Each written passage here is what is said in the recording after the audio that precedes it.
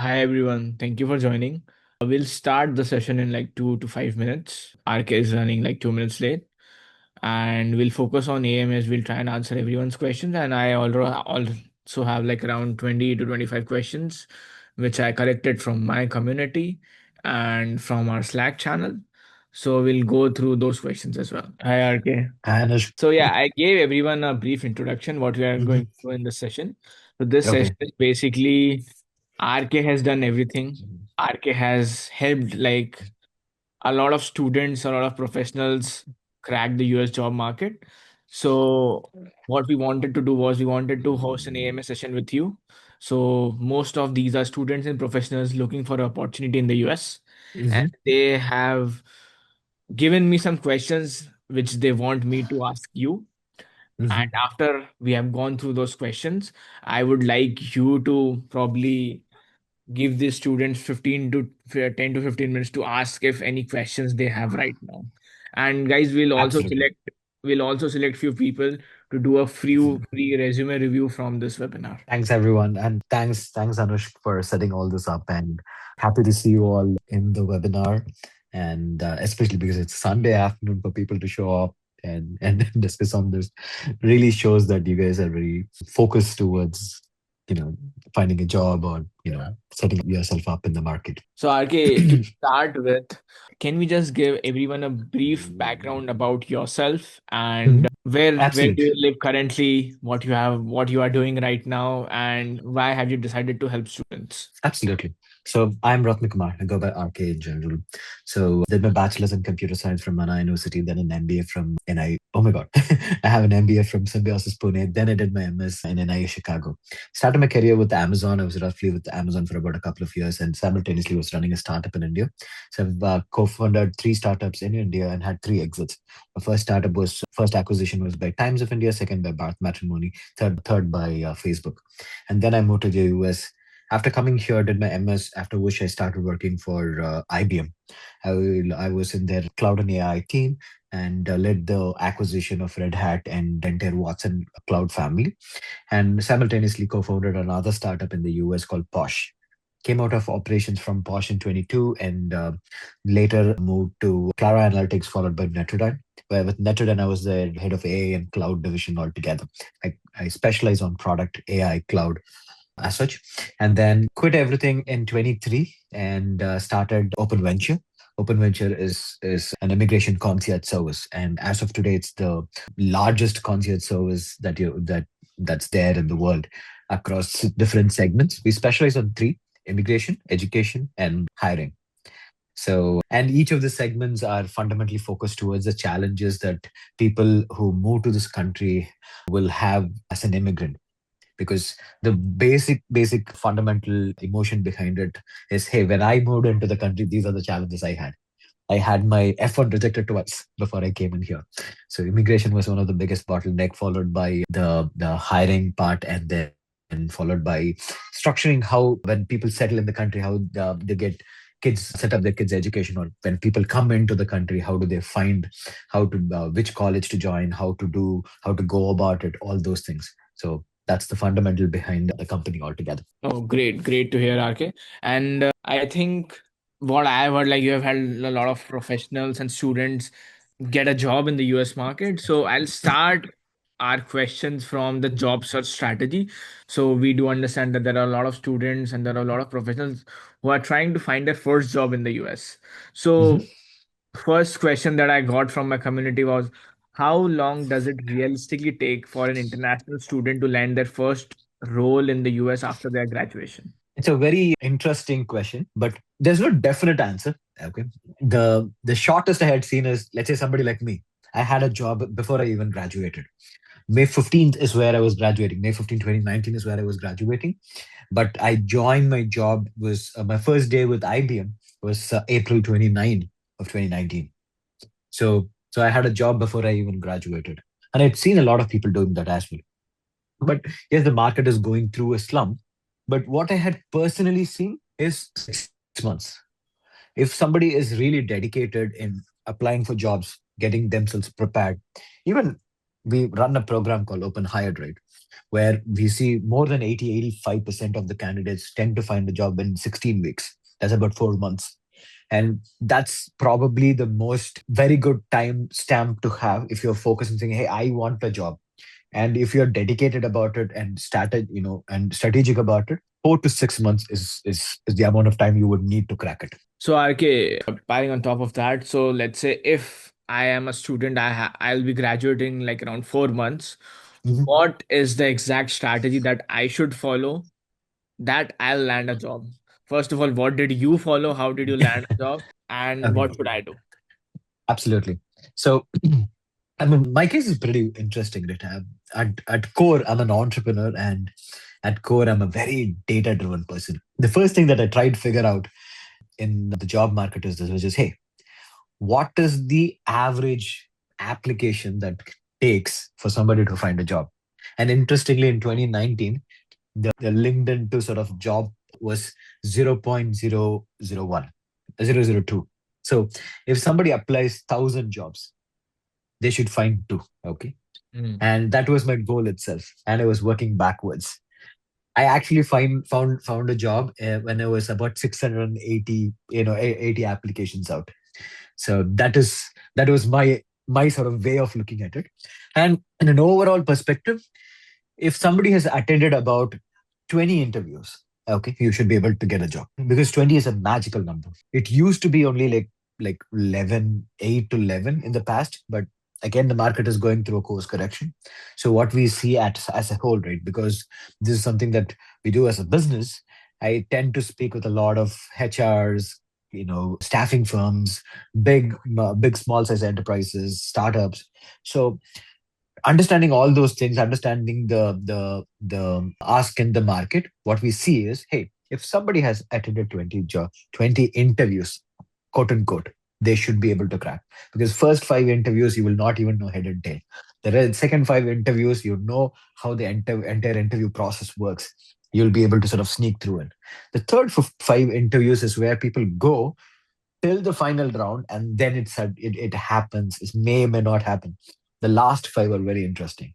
That's when people nail it because, interestingly, if you know which job you're applying for and which industry you're applying for, the questions are not very different between companies. They tend to ask very similar questions between companies. One company and another company, we think, hey, they're going to come up with something extraordinary. But when you actually sit in an interview, they all ask very similar type of questions. Got it. So let's say if I have 4 months after I graduate, first of all, I should have already applied to around 700 to 1,000 jobs. And then for the next 4 months, I should still be applying to jobs and I should also focus on Mm. networking as well. So let's break down the networking part of it. How would you say someone networks if he or she is not located in Bay Area or not located in New York or any of these big cities? I think one fundamental clarification, a lot of people go wrong here, which is people tend to apply for a job after they graduate or at the time they graduate. Actually, I've seen certain university. I think I was in Penn State some time ago. I see they would have just landed in in US, and they would have just started even their college. They know, hey, I have 2 years for me to graduate, but they'll be applying for jobs today. There's no restriction on when you can start applying. Let's say I am graduating. Even take it in my case, right?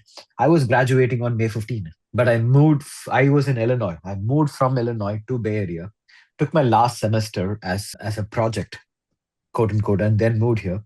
And I moved here on December 18, 20 of 2018. And from Jan first week, I started applying for jobs. April 29, I had my first day, which means my job was there on April first week itself. So it took me about 4 months. But 4 months during my college period, it's my last semester. I took my one credit or two credit as a project and moved here. All I was doing was sitting and applying for jobs. I think that is where people are not proactive. That's something that I unanimously see in a lot of people that I speak with. They're like, hey, RK, I graduated. It's been 6 months. I've been trying to find a job. I'm like, when did you? One of the very first question I ask them is, when did you start applying? They'll be like, hey, I graduated in May. I waited for like 30 days and waited for like 60 days. Or like I graduated and then I started applying. It's like, what were you doing all those time before graduation? That's the most fundamental thing that people don't foresee, or people take it for granted.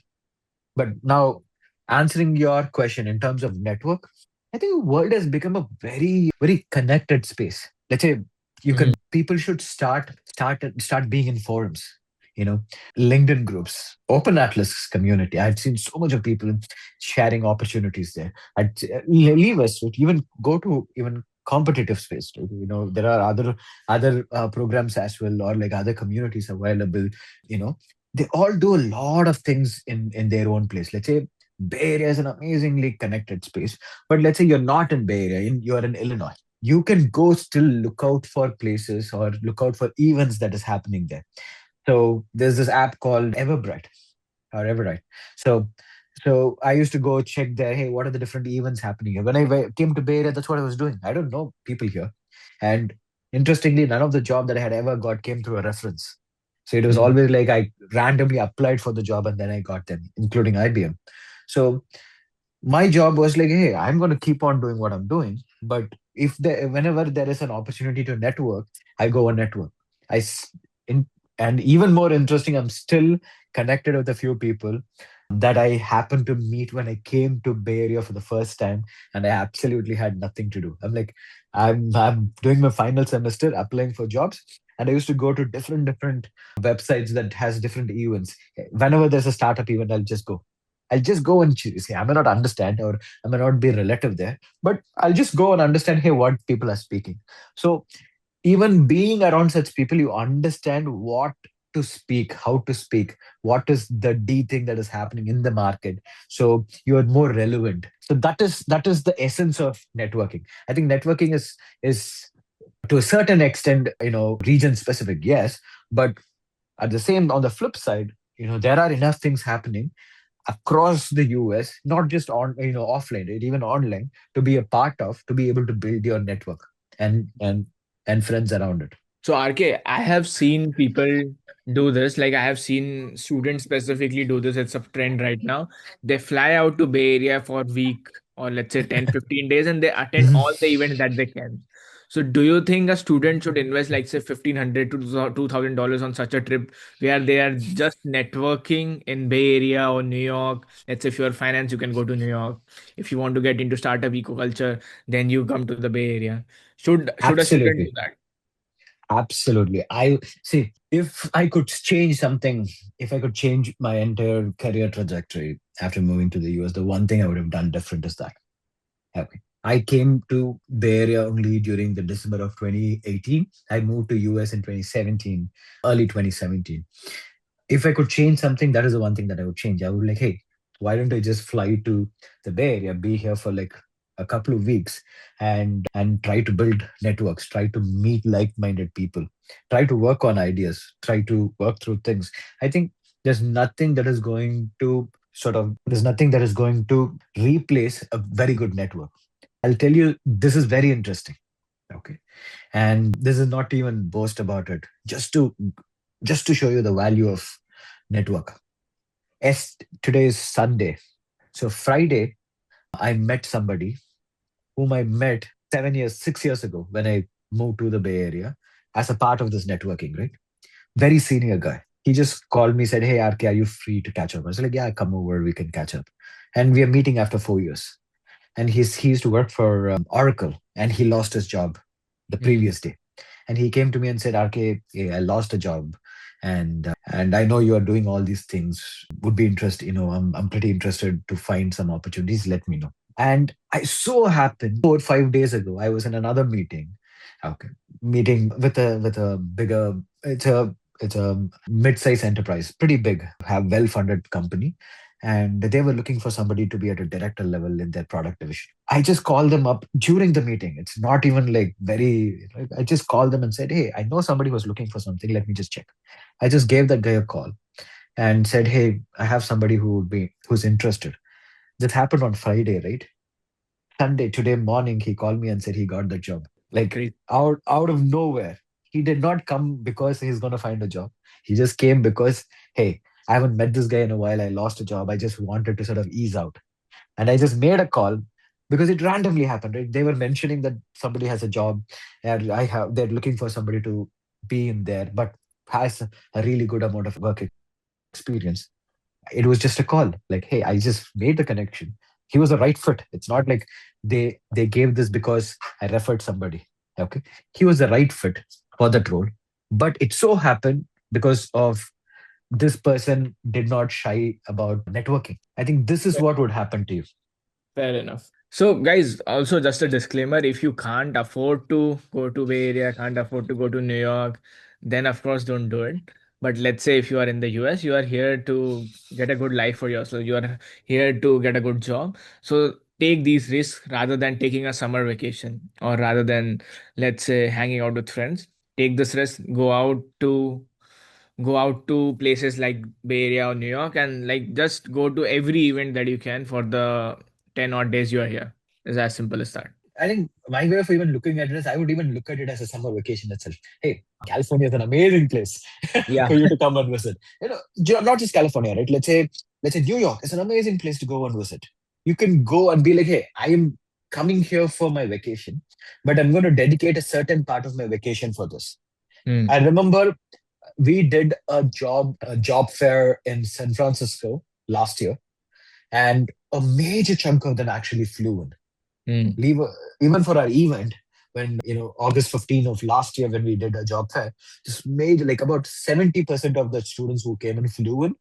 And and in that, during that course of event that happened over a day in terms of the job fair, we had over 80 plus people who found jobs, and we had 1,200 people attending the event, maybe 12 to 1,300 people, but almost 100 people found a job, right? It's like, oh, almost 10% of the people found a job that day. Hmm. That's, to me, is an immense amount of happiness. Similarly, the San Francisco one, it's about, hey, if there is something interesting happening and you just have to be right once, you might just meet the right person. Correct. Correct. Fair enough. Yeah. Speaking back of this, so if I am an international student, should I target big companies or should I target startups? Again, this is, I don't think so. That's a very relevant question because everyone should target everything right now. But how they should approach a startup versus a big company? See, there are two different thoughts to this. Okay. It is also you as a person that's important. See, on a good market, you can look at it very differently. But to me, any day, you should apply for both. Okay. The fundamentals doesn't change. But there are certain people who would like to be like, hey, at some point, I want to become an entrepreneur, or at some point, I want to be an investor. So they have a slightly different career trajectory. Those type of people should look for startups. And there are certain type of people who are like, hey, I want stability in my career. Like I want a long term, I want a long term play in a company. Okay, startups are little short term play. Like even if you're an efficient employee, it's not like, yeah, it's not like every startup is going to survive forever. Number one, and number two, they keep evolving. There's a lot of mergers, acquisitions, forward crossover momentums, but that happens in a company which is a slightly more stabilized space to be at. And most of the startups, there is no respect to time. Like Sunday afternoon, I'm on a webinar. I was in calls till 2, 3 o'clock last night, and I will be in calls till 2, 3 o'clock this today as well. That's part and parcel of being an entrepreneur or being a part of a startup. So it's a cultural fit. Being in startups has a very electric sort of feeling to you, and you may not have enough respect to your time, but it gives you a very accelerated path towards growth along with the startup. So people who are looking for that type of experience move should look for startups, and they tend to make decisions faster comparatively. Mhm. But when you get into stabilized firms, right, it's more and more like, hey, on a long term, I have a very comfortable living. And remember, it's cracking stable larger company interviews are much tougher than startups. Correct. Though it looks like it's demanding, or like the work is demanding, startups tend to be a little flexible, and they're fine with fine tuning things. But when you are looking for larger companies, they have a very standard vision, and the amount of people that would apply for results for those jobs are also high. But the amount of jobs that is available is also very much. Mm. So Correct. Given everything said, a lot of people actually lean towards bigger firms. It gives them the stability, especially because it's your first job in the country, right? There is a lot more things that is involved other than just money. There's immigration involved, there's visas involved, there's stability involved, you have a cap period that is involved, somebody has to apply for your visa. Those are involved. So more and more people tend to apply for larger companies for that reason, and then they pivot towards startup when they think, hey, I've sorted myself. I have a bit of saving and I'm comfortable in my life. At that point in time, people switch towards startups because there the opportunity is very minimal. The crossover is very tough in startups. I also have a similar story. So when I started my first job in the US, I started with a startup. Again, the Mhm. reason was simple. It was easier to approach. Less number of people applied for the job. I reached out to the founder directly and I got an interview. And then I converted that interview. Worked with that startup, then moved on to a billion-dollar company, was working with that billion-dollar company, and then again moved to another startup. So my reason was very simple. When you are working in a startup, you get to directly work with founders. You get to directly work with people who are building that vision. And if you want to do something similar in the future, you can easily learn from them and then start doing that. And meanwhile you are working with that founder, you build your own network as well, because if you are in a startup, you are also attending meetings, you are also doing networking events, you are also doing everything else. One more thing to add here, it is very easy for you to reach out to a founder. Like, just there are like several tools in the market right now. There is a tool called Apollo, there's a tool called Hunter. Just find out their email addresses and send them DMs, send them emails. Tell them why you would be the right person for that job. Even if they don't have a job opening, just email them. People think that they don't read emails. Everyone reads their emails. They might ignore it, but they'll still read it. So if your email is interesting, they'll of course reach out back to you. That's very true, actually. There are a lot of people we have hired. I had personally hired who have wrote emails to me. I'd be like, hey, this person has taken that extra step to go find out my email and write it to me directly. Exactly. So that shows the initiative, right? And one of the things that you said is very correct. Working in a startup gives you a type of exposure that you can never imagine in a larger enterprise. Like Correct. you'll be able to speak to partners directly. You'll be able to speak to the founders directly. You're very aligned with the vision. You know how the company moves. In some cases, you'll even know how the fund moment in the company works, fundraising in the company works. So it's a very, very interesting space to learn, and that helps you to become something by yourself. Exactly. Exactly. And guys, if you want to apply to startups, two things you have to do. You have to create a profile on Y Combinator. You have to create a profile on Wellfound, and then start DMing founders and start emailing founders. If you, let's say, email and DM at least 500, 600 founders, you will get at least 10 to 15 interviews.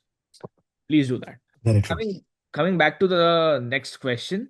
So I saw a lot of questions related to visas. How do students navigate the visa sponsorship question? Because right now, H1B fees, again, it doesn't affect F1 students, but again, Mhm. there is a lot of hesitation in the market for H1B visas. So how should a student navigate the H1B visa sponsorship question?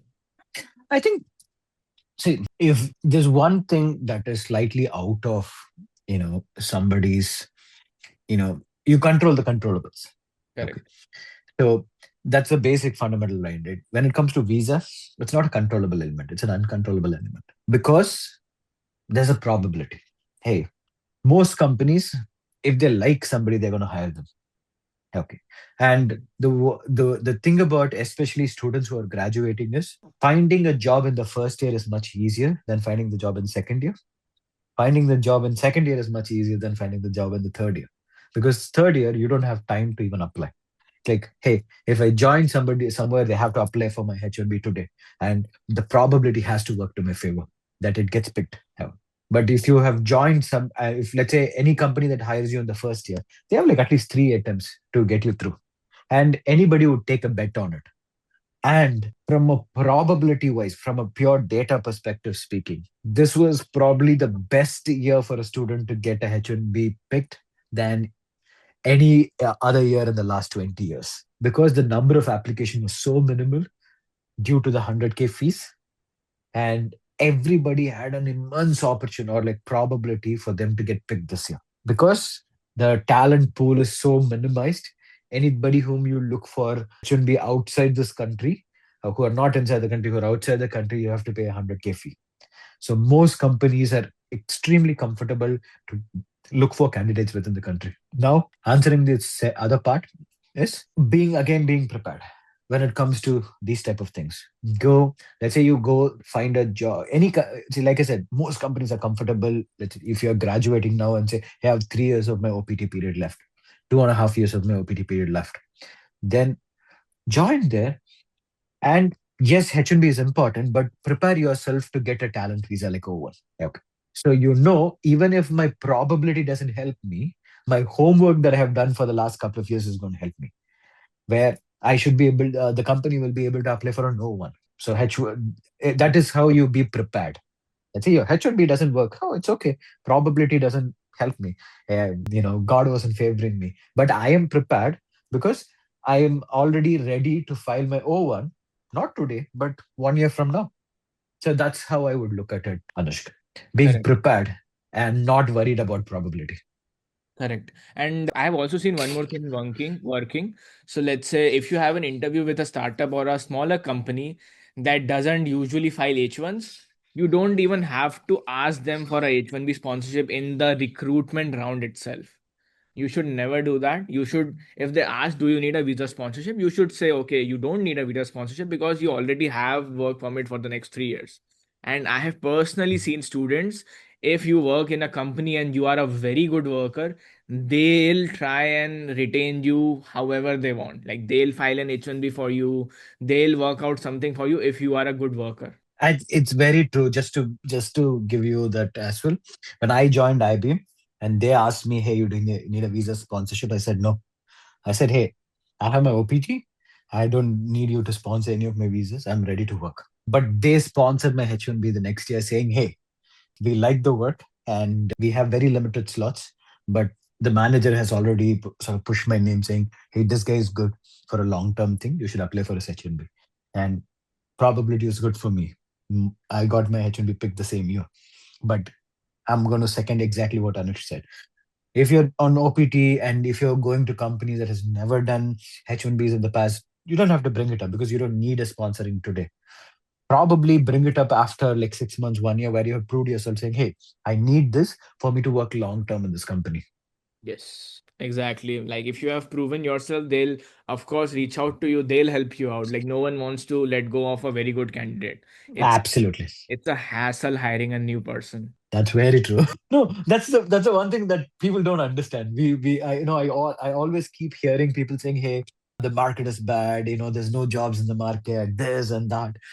While I work very closely on the recruitment side of things, right? And then their problem is I have so much of jobs available, I don't have the right candidates. Mm. They're like, Like, hey, I'm interviewing people left, right, center, but I couldn't find the guy person who would fit in the best to this role.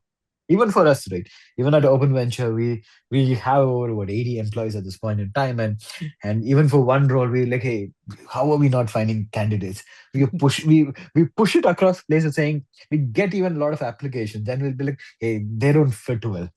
So that's the challenge. There is enough jobs in the market. You just have to have patience and figure out what you personally fit in really well. The place where people go wrong is you'd be you'd be an amazing data scientist or a data analyst, but you're going and applying for a BA role or a BI role or a product manager role, program manager role. Even if you attend 20 interviews, you're going to fail in it because fundamentally you don't suit. correct. People are just like, hey, I'm going to do a sprinkle strategy, apply for anything and everything that comes in front of me, and then complain, hey, I'm not getting interviews or I'm not able to crack interviews. But fundamentally, understand what you are. Hey, at core, I'm only a product manager. I don't think I can do anything else. But when I was applying for jobs, I was only applying for product manager jobs. I Correct. never even tried anything else. That's to be done. No, exactly. And I would second that. If, let's say, even if you are someone who did a master's in an umbrella field, let's say you did your master's in computer science and now you are looking for anything and everything, I would still say you should have your three specialities defined. your three resumes defined, and then you should only apply to these three specific roles. It may be a AI engineer, it may be a data scientist, it may be a cybersecurity analyst, but it has to be those three roles where you feel that you are an expert and where you can crack your interviews. Coming back to the interview point of things, so how would someone prepare for an interview? Because like most students are new here, they might not have given interviews, or let's say even if they might have given interviews back in India, they might have not given interviews in the US.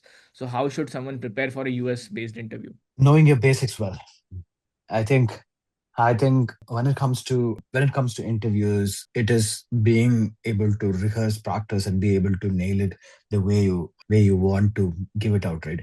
A lot of times we feel people are underprepared for interviews. It could be as simple as tell me about yourself. Like, they are going to ask you this question no matter what. It's by default, that's one of the first primary questions that's going to come to you, and people stutter there. People think there, or people don't know how to project themselves properly there. That could be that. Even you could be technically strong, but the interviewer feels, hey, you're not prepared enough. I think those are very important. Being able to know, hey, if I'm going to give a product manager interview, what are the basic questions that somebody would ask to a product manager?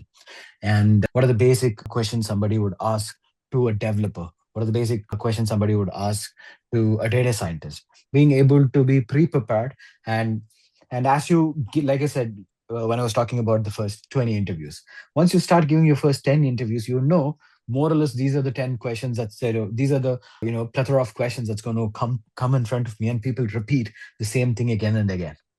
So being when it comes to this, it's just about being prepared and more prepared. There's nothing called over preparation at all. It's how Correct. much ever you could prepare is what is going to land you in a job. Exactly. And I'll also give you a AI tool that you can use. So first of all, everyone should start using Claude. Stop using ChatGPT, start using Claude. And if you use Claude, what you can do is if you have an interview, just copy paste the job description that you have on Claude, copy paste your resume, copy paste the description of the recruiter that you get from their LinkedIn, and just hop on to Google and search any of the recent news articles that the company has published in the domain that you might be interviewing, and just ask Claude to give you like 20 odd questions related to your role based on the trajectory that the company might be following. You will get like 20 very very high quality questions and answers that you can prepare, which is directly related to your resume and what you want to do in that company. Cool. Okay. So this was a question which I got a lot. Let's say someone has been applying for more than 3 months and they have not seen any results. They have applied to more Mhm. than thousand. They have done more than thousand applications. They have reached out to people. They have tried to network as well. They applied with referrals as well, but they still haven't seen any outcomes. What should they do now? So fundamentally, jobs is also sometimes you have to be at the right place at the right time. I've seen such people, right? On an ideal world, I always tell this to people, hey, if there are job accelerator programs like open hired, go join. I think for people, this is even good for people who are about to graduate or just graduating. But if you think, hey, I'd spent 6 months, I couldn't find anything, and I'm still sort of moving here and there. I think I would go and be a part of such one of such programs, because he has done whatever that is possible for him, okay, to be able to gain this, or like to be able to find a job, but still he or she isn't able to land one. Then there's something that is not working for him, and which the person is not able to figure out. It could be the language, it could be the fluency at which they speak, or it is fundamentally there's a misfit in terms of somebody's skill set and the job they're looking for, which which is not very evident. That's the reason why you have applied for thousands of jobs and had spent about 6 months giving so many interviews, still not able to find a job. Then you need an external support. Somebody who should be able to solve this. Somebody who's going to get you the references. Somebody who's going to bring you in front of the right audience. That is what to be done. Correct. Okay. So it's basically like very simple. If you most interviews are if the person likes you or not, is as simple as that. If someone likes you, they'll overlook some of your technical flaws as well. It's very simple. So while you might be interviewing, people it's a first person perspective, right? You don't know what you are doing wrong. So if you join such programs, you'll see a third person perspective of what you might be doing wrong and how you might be underperforming in your interview. You might believe that okay, you are doing everything right, but that might not be the Absolutely. Absolutely. See, a lot of people would hire people with a knowledge gap. Okay. case. Even me as a person, if I genuinely believe that the other person has the right attitude and the base skill set, most of the things is teachable. Correct, correct, correct. Okay, let's one more question. So, how do you negotiate a salary as an international student when you feel like you have less leverage? See, that's a different skill set altogether. We even train people on that. Generally, okay. Generally, if somebody decided, if a company has decided I'm going to give a job to somebody, you're not going to lose that job because of a salary negotiation. That's not going to happen. We all, it's a myth. Yeah, It's end of all, it's a band. There is no job that has a fixed salary. Let's say if somebody hires a data scientist, they have a band saying, hey, I want this data scientist somewhere between about, let's say 140 to about 220. Oh. And when they tell you also, they'll give you, or like they'll say, hey, we are more or less good to pay around here. Generally, it's a sales things that we tell to people. Whomever quotes the first number tend to lose a bit on the battle. I say if I quote to them saying, hey, I want 180, they're going to probably start at 150. But let's say if they have started at 150, you're going to quote like being like, hey, I would be comfortable at 170. So most of these negotiations are happening over a few $1,000s, like $10,000, $15,000, $20,000, because there's not an astronomical difference. It's not like there's a data scientist job, and let's say Open Venture has a data scientist job, and we thought in our head, hey, I'm going to pay like 220 or 200. And when a candidate asks me, hey, what's the salary you're thinking? They're not going to quote me 600. They're going to at best be like, hey, I would like to be at about 220, 240, 250. And we will be like, hey, we are comfortable more around 180. This difference is generally about 40, 50, 60. Okay. I have never even seen it being at 100. I've never seen an interview where the interviewer thinks I'm going to pay 150 while the candidate is asking for 300. That doesn't happen. It's such a big myth when someone tells, hey, I'm feeling uncomfortable to quote something. What if I lose this job opportunity because of that? Absolutely not. The one thing that I always tell this to people is it has never happened. It'll never happen that somebody lost a job because they quoted slightly bigger number. No, it is correct. always a negotiation. There will be a negotiation that will happen, but feel free to just quote the number you feel like. Don't be hesitant about it. But one thing I will also tell is do your homework before. Let's say if you are giving an interview to fan company and it's an L6 role, then you go to Glassdoor, understand, hey, let's say I'm going to Amazon L6 role, software engineer. This is my number. This is how the overall package would look like. So you have a baseline to work with. So when they ask you for a number, you quote, "Hey, this is what I read, right? So I'm going to quote something like this." So you know what to quote. Don't again. It all boils down to homework. Do the homework to understand. Hey, for a mid-sized enterprise, I'm a mid-level manager resource. This is how much I should quote. That's how you work on the numbers. But feel free to quote what you feel is right because there's always room to negotiate. Correct. Cool. Yeah, I think that's very accurate. No one loses a job over salary negotiations. It's as simple as that. Okay. So I think these are all the questions that I had for you, RK. I'll leave the chat open for anyone. If anyone has any questions for RK, you can write them in the chat and I'll ask. Okay. Or you can probably it's easier. Just raise your hand and I'll unmute you and you can ask RK. Okay, Shwetkit. Hey, hello, how are you? Doing good, Shraddha. Actually, I just graduated and my master is cybersecurity. And I've done multiple certification in my field and I had multiple interviews in Frank, like Google, Meta, and everything. And I got rejected in the fourth round because they got to know like I'm not gonna be long working for them, or maybe because of the visa status, they rejected me. And they were just I asked them also like what's the reason, what's the exact reason. They didn't mention anything over there. And I don't know what I'm doing wrong here, and I'm struggling. I don't know, maybe something I should follow according to that, or maybe I should go for a startup. So, okay, Shatkit, one thing to understand, right? It's very speculative to think, hey, I did not get it because of my job or like my visa status.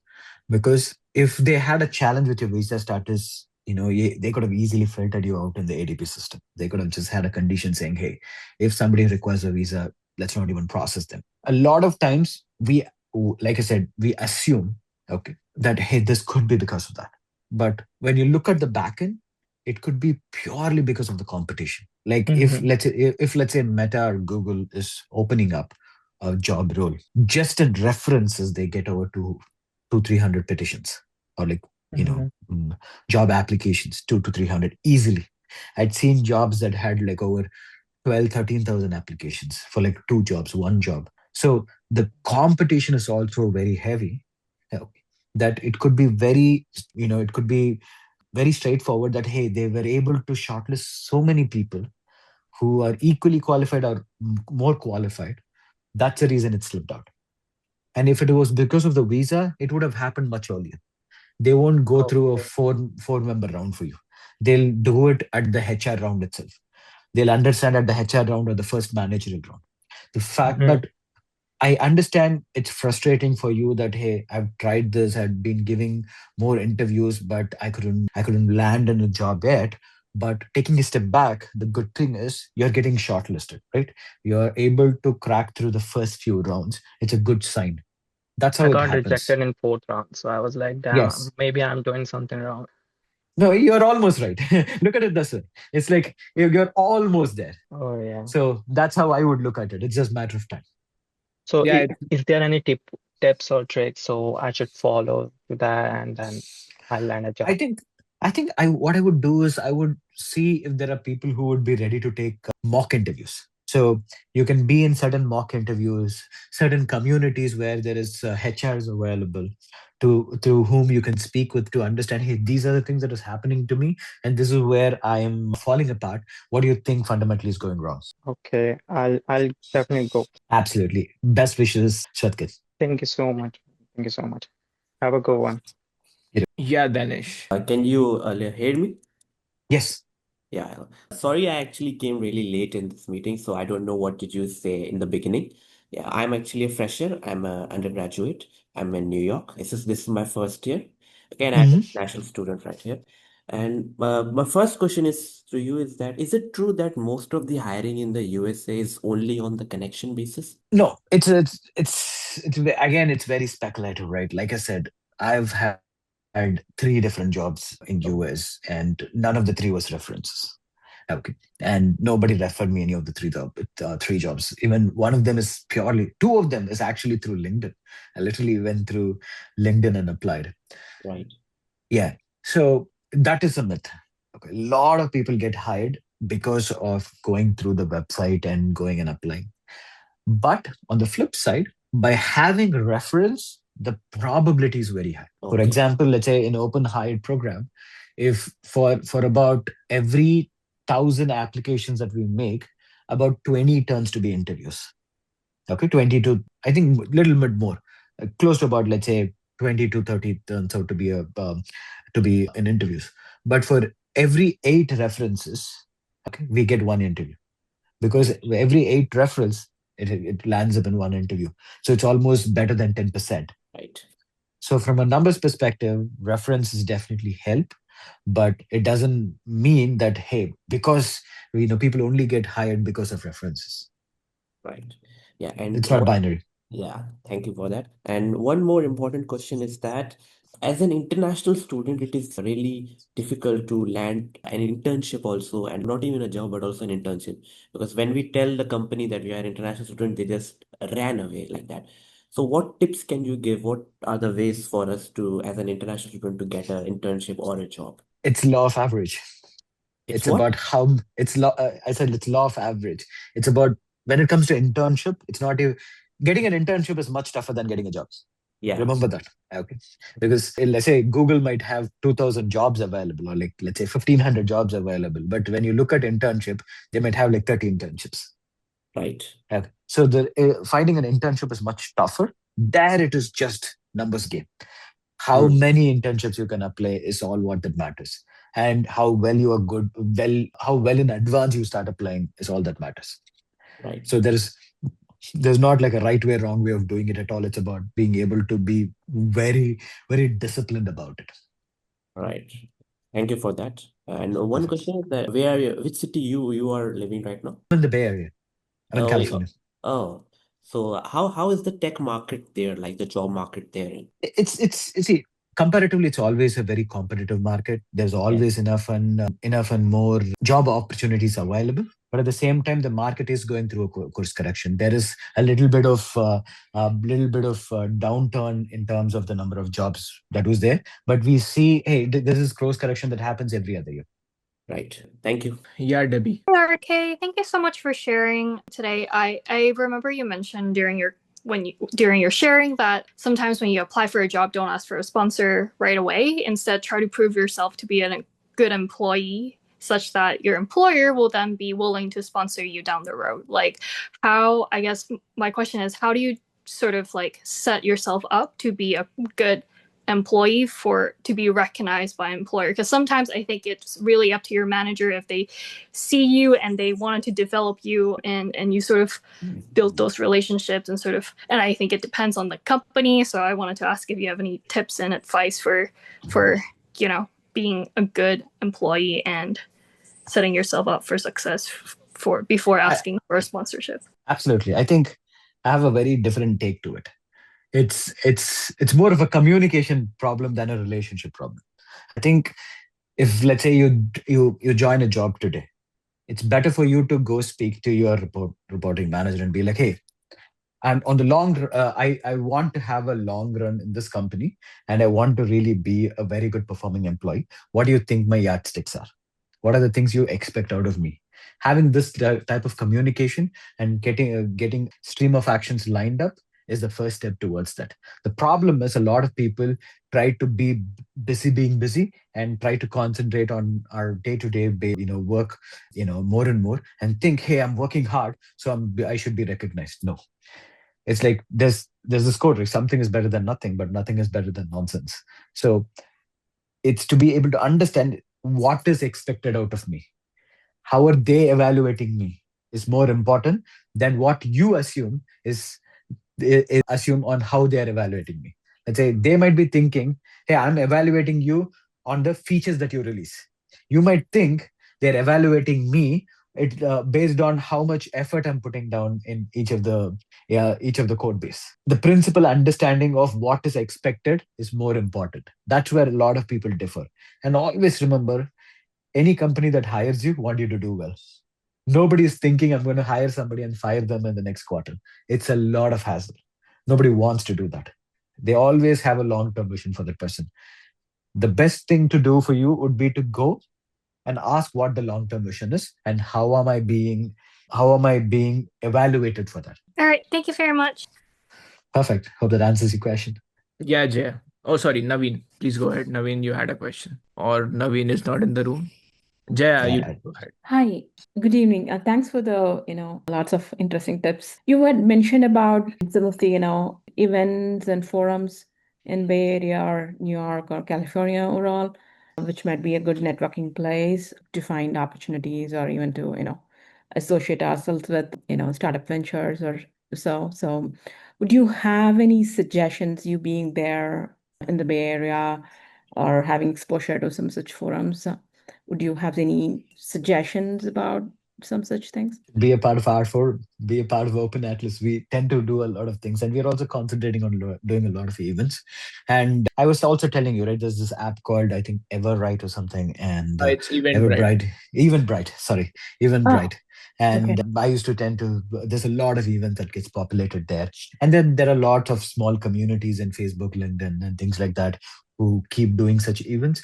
But like I said, even if you are not in the Bay Area, it's just one part of the country, right? There's a lot of things that happens online, and there are a lot of Slack communities that is available, like our community, like Open Atlas, which you can be a part of and be as active as possible. I think if somebody is very active in multiple forums and had been doing a disciplined job for about 6 months, and are ready to prepare, be disciplined about preparing for interviews, there's no way that person is not finding a job. Unless something terribly goes wrong, or the market is going through a downtrend, or big course correction is happening, because Yeah, you're already over prepared than 99% of the people. right. That's all what it is. You're already over prepared than 99% of the people, and you are disciplined about it. It cannot go wrong. It's like art, sport. You may not be gifted with certain things, but if you work hard, even the gifted people cannot perform the way they perform. Certainly. No, I agree. I mean, I couldn't agree much. So there's one of my friend who was in a situation, she lost her job and she's probably trying to get through that phase Mhm. because of the visa constraint. She, intermittently took, graduate course and moved to F1. So she's in the Midwest. I just wanted to see if there is some, forums which could be really effective just to cut down noise and, march to I signatory. th- That's what I was just curious about. I think that's one of our vision as well, right? When we thought about this, there's this forum that we've created called Open Hired. One of the fundamentals of the forum itself was that we want to be working closely with people who are looking for jobs. Though we Okay. have another community called Open Atlas, which sort of works on the bird's eye view of immigration across different segments. But when it comes to Open Hire, the only thing that we're concentrating is on hiring. And because we found that there's not like a lot of forums available just to be able to enable people to get better and hit the market harder. That's why we even started that initiative. So your friend, or you can be a part of that specific forum and ask for any questions, help, queries that you and accelerate your journey faster. Certainly. Yeah. You mentioned open hire. Open So, hired. Jaya, what Okay. I'll do is after this call, I'll share an email with the recording as well. And we'll also share a link to join the Slack community Open Hired. So you can Oh, join it through that link. certainly. Thank you so much. Cool. I really appreciate And I it. have also mentioned some websites that you can check out for events and virtual events. There is one is called Eventbrite, then Luma, then Meetup, and just type the name of the city where you want to search those events and you'll find it. Certainly. Thank you. Cool. Of course. Let's see if we have any more questions. We have time for a few more questions. And if not, we want to do this AMA for our open hired community like every week or every other week. So if you have any questions after that as well, you can ask either in our community or then in our AMAs every other week. We'll have different HRs, we'll have hiring managers, we will have recruiters of FANG companies coming and hosting these AMAs. Perfect. I think, Yeah, I don't think so. We have any more questions. yeah. So I think this was great. So thanks a lot, Anushk, for putting this all together, and thanks for everyone who has showed up on a Sunday evening. Very delighted to have you all here, and this is probably the first step towards being very disciplined and diligent toward finding a job or an opportunity. And people like these are the ones who actually get it. Exactly. You are already in the One step up. 99th percentile. You joined a meeting on Sunday.